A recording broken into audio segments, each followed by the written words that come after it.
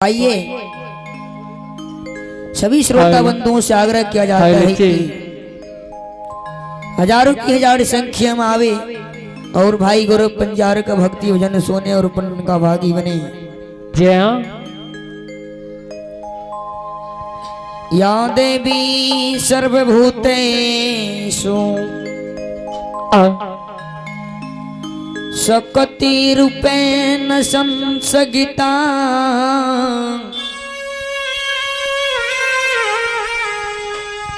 नमस्तस्यै नमस्तस्यै नमस्तस्यै नमः नमः।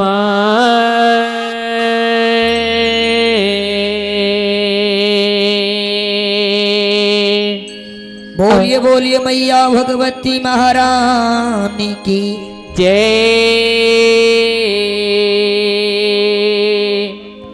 श्री देवदाता धर्मराज भगवान की जय। चले हमारे गुरुजी श्री विमल पंजार जी ग्राम नवटोलिया जय। और हमारे मुलगैन शिरोमणि श्री सुरेश पंजार बाबा ग्राम नवटोलिया थाना सोनबरसा जिला सहरसा बिहार। जय। तो आइए इन्हीं के माध्यम से आप लोगों के बीच में सबसे पहले एक छोटा सा माँ भगवती देवी लोगा था झूमर पेश करता हूँ, उसके बाद प्रसंग से सेवा करूंगा। जय।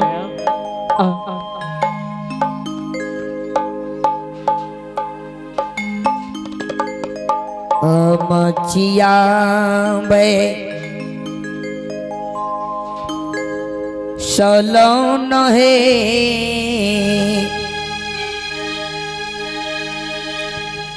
कता नेगे मैया चिरे अनामी नामी के सवा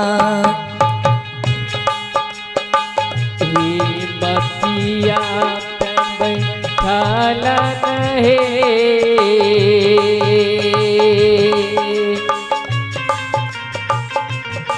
तकता नगे मैया चीरे नामी नामी हे ये केसिया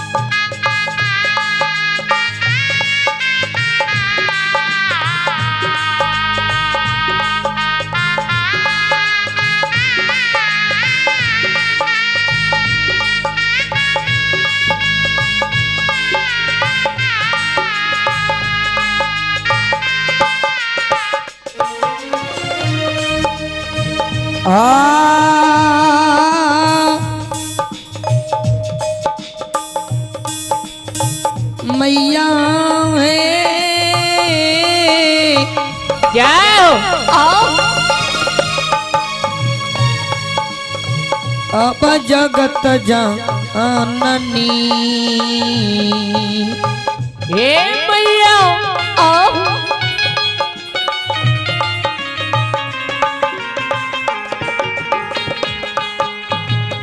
संसुमी श्रोता भगवान माँ कतौने महारानी आय मचिया पर बैस के नाम ही नामी केस के चीरे रहती जय। केस चिरत माँ कतौने महारानी के ककही के दांत टूट गए।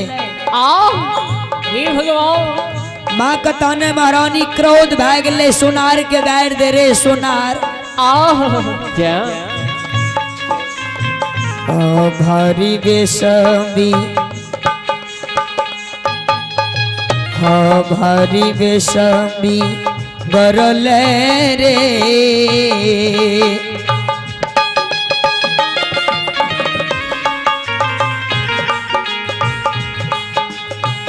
सोनरा हेरे हमरो आसुगा बारे पोसल के सवा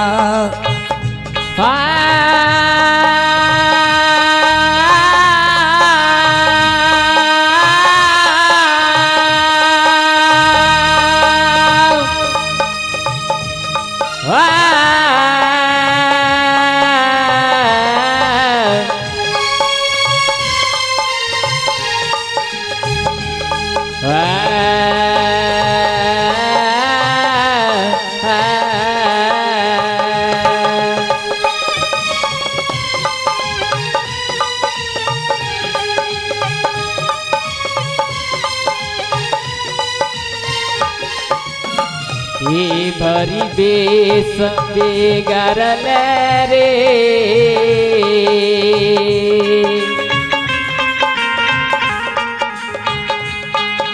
असोनार बाहेरे हमरो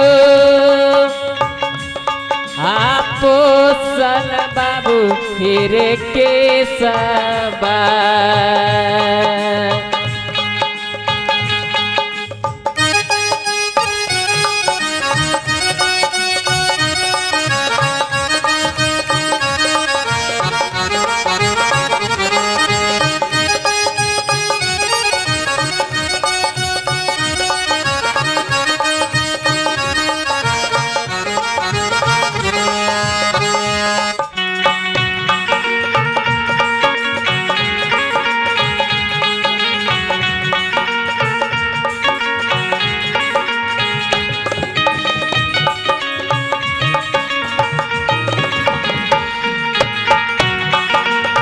जाओ जाओ आओ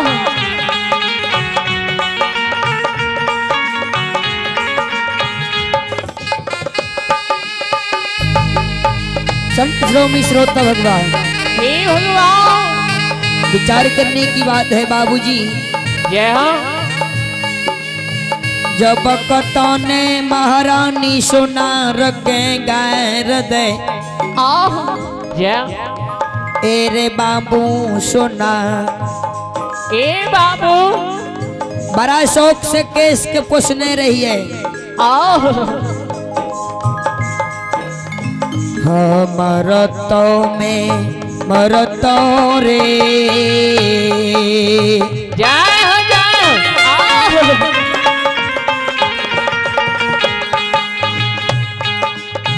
अरे मरतो में मरतो रे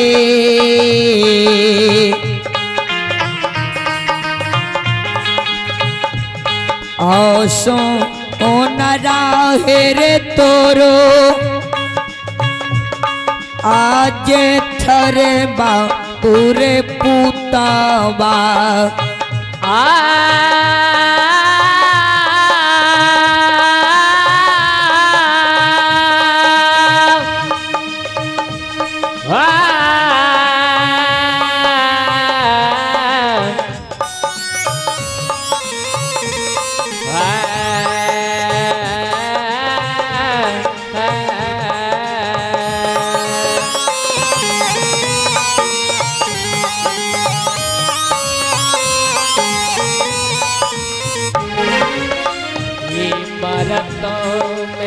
मरतो रे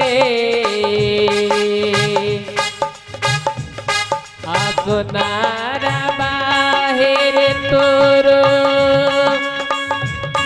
आजे छा बाबू फिरे बेटा बा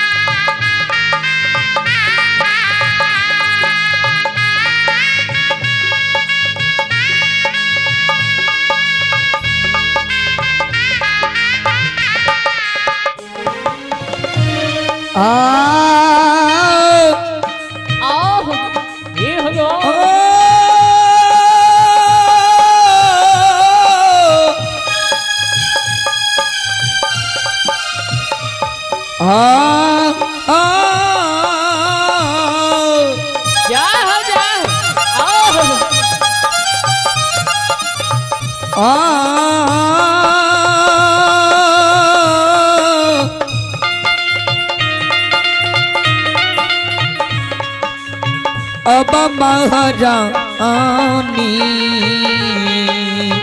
हे मैया आई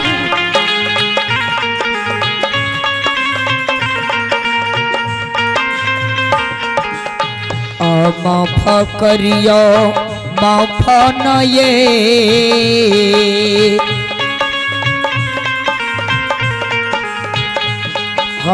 हकतान ये माता हमरो अकरो टन भलय राधवा करो टन भलय राधवा करो टन भलय राधवा ये सोनरा ये माता ग लतिया ये सोनरा ये माता ग लतिया ये क्रोटन मातय राधवा ये सोनरा ये माता ग लतिया।